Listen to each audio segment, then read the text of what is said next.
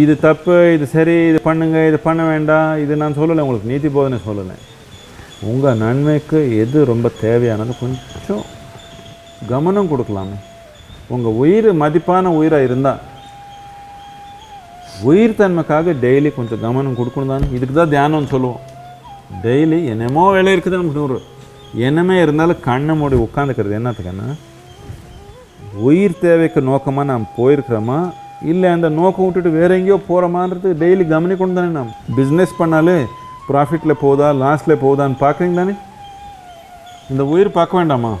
இந்த உயிர் ப்ராஃபிட்டாக போகுதா லாஸாக போகுதான்னு பார்க்க வேண்டாமா? டெய்லி பார்த்துக்கணும். இதுக்கு தான் தியானம்னு சொல்லிக்குவோம்.